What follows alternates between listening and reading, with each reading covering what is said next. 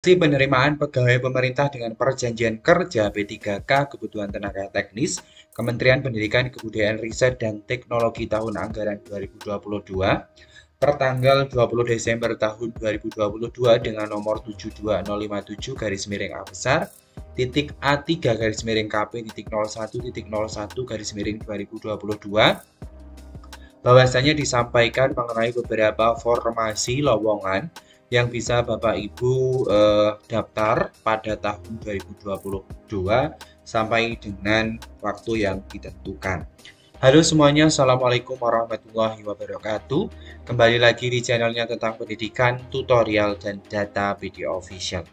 Kali ini BD Official akan memberikan penjelasan terkait dokumen yang dibutuhkan, khususnya untuk surat lamaran pekerjaan, surat pernyataan, dan surat pengalaman kerja, di mana ketiga dokumen tersebut digunakan untuk melamar sebagai pegawai pemerintah dengan perjanjian kerja P3K kebutuhan tenaga teknis dari Kementerian Pendidikan, Kebudayaan, Riset, dan Teknologi. Namun sebelum saya menjelaskan ketiga dokumen tersebut, saya ingatkan bantu untuk mengembangkan video official dengan cara subscribe, like, komen, dan share. Bapak, Ibu, dan teman-teman semuanya, berdasarkan surat keputusan yang saya perlihatkan pada layar ini, disampaikan formasi untuk tahun anggaran 2022, yaitu sejumlah 7.561 dengan rincian unit utama pusat, yaitu UPP sebanyak 253, dan perguruan tinggi negeri sejumlah 7.308 dengan rincian teknis dosen 6.850 dan teknis lainnya sejumlah 458. Jadi Bapak Ibu semuanya, lowongan untuk P3K Kementerian Pendidikan, Kebudayaan, Riset, dan Teknologi ini cukup banyak ya, 7.561 yang disebar di perguruan tinggi atau di UPP dan teknis lainnya. Untuk seleksinya, Bapak Ibu semuanya menggunakan CAT dengan beberapa bidang kompetensi yang mau diukur, yaitu teknis, manajerial, social culture, penilaian integritas dan moralitas, serta nanti akan ada yaitu untuk teknis jabatan fungsional dosen, itu ada wawancara dan praktik mengajar atau micro teaching. Nah, untuk beberapa persyaratan Bapak Ibu dan teman-teman bisa membaca pada poin persyaratan umum ini ya Bapak Ibu. Nah, untuk persyaratan khusus juga sudah ada ketentuannya. Jadi, mengenai dokumen yang perlu disiapkan, Bapak Ibu semuanya silahkan dibaca untuk nama jabatan dan persyaratan wajib yang perlu Bapak Ibu lengkapi ketika melamar. Contohnya mau melamar ahli pertama analis kebijakan, maka yang berhak mendaftar itu paling tidak memiliki pengalaman minimal 3 tahun terlibat dalam penyusunan kebijakan terkait dengan pendidikan. Artinya, ada pengalaman kerjanya. Nah, lalu seperti apa dokumen-dokumen yang dibutuhkan? Di sini saya mau menunjukkan dokumen ketiganya itu dibutuhkan oleh Bapak Ibu untuk mendaftar P3K, Kementerian Pendidikan, Kebudayaan, Riset, dan Teknologi. Nah, di sini sebelum saya menjelaskan, saya menyampaikan juga untuk penjadwalannya, bahwasanya dibuka dari tanggal 21 Desember tahun 2022 sampai dengan 6 Januari 2023. Ya, silahkan manfaatkan waktu yang ada untuk pendaftarannya. Nah, untuk berkasnya itu ada yang pertama surat lamaran yang diketik menggunakan komputer, ditunjukkan kepada Menteri Pendidikan, Kebudayaan, Riset, dan Teknologi, diberi tanggal sesuai tanggal pendaftaran, ditandatangani tanda tangan basah, serta dibubuhi materai tempel atau materai elektronik 10.000 yang diterbitkan dan didistribusikan oleh Perum Percetakan Uang Republik Indonesia. Jadi, silahkan saja Bapak Ibu nanti memilih materainya tempel atau elektronik. Nah, di sini surat lamaran ini diketik menggunakan komputer, ditujukan kepada Menteri Pendidikan dan diisi tanggalnya sesuai dengan tanggal pendaftaran. Jadi, contohnya seperti apa, Pak? Untuk surat lamaran, di sini akan saya tunjukkan.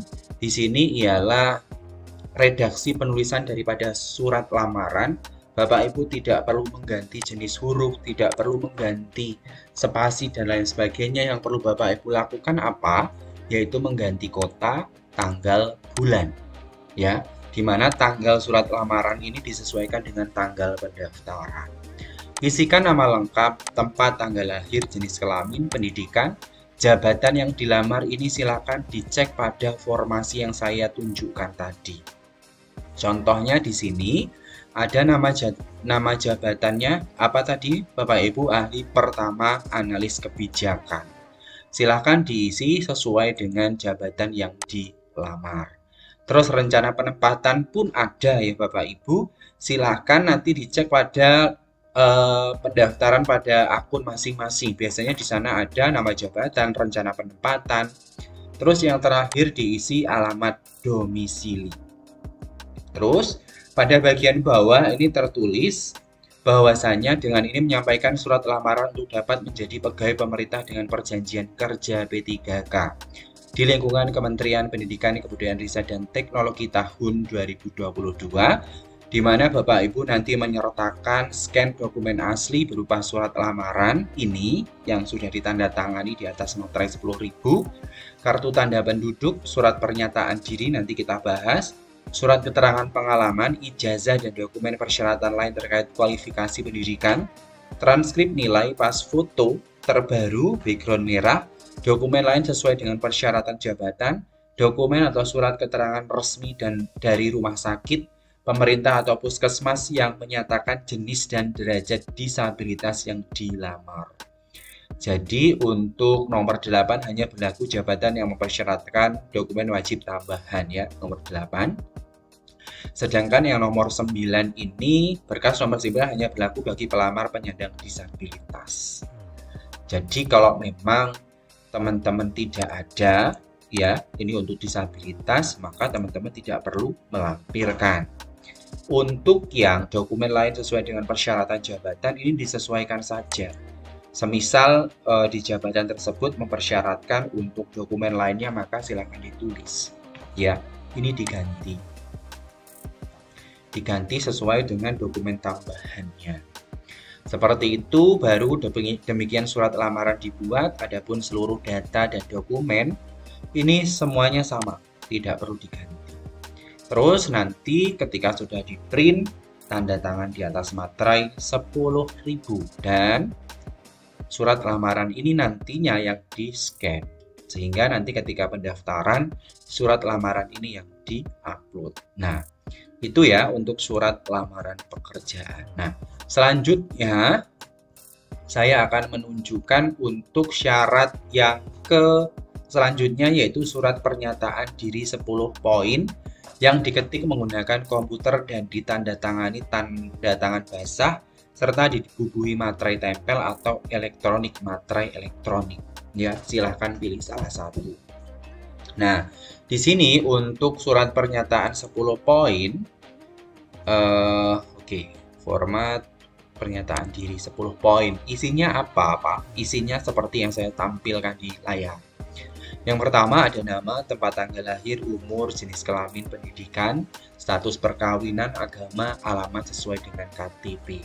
Di sini ada beberapa hal yang keluar yaitu warga negara Indonesia yang bertakwa sampai dengan tidak memiliki ketergantungan terhadap narkotika. Demikian pernyataan ini saya buat dengan sesungguhnya. Nanti silahkan diganti tanggal sesuai dengan tanggal pendaftaran. Terus dibubuhi materai baru di tanda tangan. Nah, ini di scan juga. Begitu ya. Ini tidak perlu diganti ya, bahwasanya di sini pun ada keterangan. Poin pada nomor 1 hingga 10 wajib termuat seluruhnya. Jadi tidak boleh dihapus. Apabila ada poin yang tidak termuat, maka peserta dianggap tidak setuju dengan poin tersebut. Jadi tidak diizinkan untuk dihapus. Baik poin 1, 2 atau poin yang lainnya. Terus yang selanjutnya, di sini dokumen yang lain seperti surat keterangan pengalaman kerja dengan rekomendasi bekerja baik atau berkinerja baik, dimungkinkan lebih dari 1 jika pengalaman kerja dalam jabatan yang dilamar diperoleh dari unit kerja atau instansi yang berbeda. Jadi, Bapak Ibu semuanya, untuk surat keterangan pengalaman kerja ini ada ketentuan. Ketentuannya apa, Pak? Ketentuannya yang menandatangani itu paling rendah pejabat pemimpin tinggi pertama bagi pelamar yang memiliki pengalaman bekerja pada instansi pemerintah. Yang kedua, paling rendah direktur atau kepala divisi yang membidangi sumber daya manusia, Human Resource Development, bagi pelamar yang memiliki pengalaman bekerja pada perusahaan swasta atau lembaga swadaya non-pemerintah atau yayasan. Nah, surat keterangan ini nanti ada rekomendasi kinerja baik. Seperti apa contohnya atau formatnya? Di sini saya akan tunjukkan surat keterangan pengalaman kerja. Nah, untuk bagian atas ini kopnya disesuaikan dengan instansi asal ya, di mana tempat Bapak Ibu bekerja. Surat pengalaman kerja ini di sini ada nomor yang menerbitkan, instansi terkait. Yang bertanda tangan di bawah ini berarti sesuai dengan ketentuan tadi, ya, pejabat pemimpin tinggi dan direktur atau kepala divisi. Setelah itu NIP jabatan unit kerja.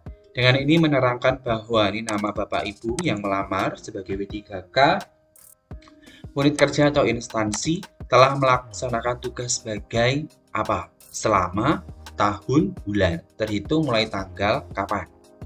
Demikian surat keterangan ini dibuat dengan sesungguhnya dan sebenar-benarnya untuk dapat digunakan sebagaimana mestinya. Ditulis kota, tanggal, bulan, jabatan, nanti yang membidangi ini akan tanda tangan di atas, tanda tangan dan stempel unit kerja, stempel basah. Apabila teman-teman ini sesuai dengan penjelasan di awal tadi, apabila lebih dari satu, maka surat keterangan pengalaman kerja ini boleh dibuat lebih dari satu jika pengalaman dalam jabatan yang dilamar diperoleh dari unit kerja atau instansi yang berbeda. Silakan ya.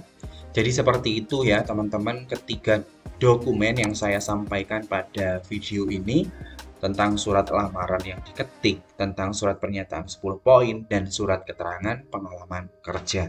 Mudah-mudahan informasi yang saya sampaikan ini bisa menambah wawasan untuk kita semuanya dalam hal mendaftar sebagai calon P3K Kementerian Pendidikan dan Kebudayaan Riset serta Teknologi tahun 2022. Terima kasih atas perhatiannya. Bagi Bapak Ibu atau teman-teman yang bingung formatnya saya download di mana, nanti link downloadnya akan saya sertakan pada kolom komentar video ini.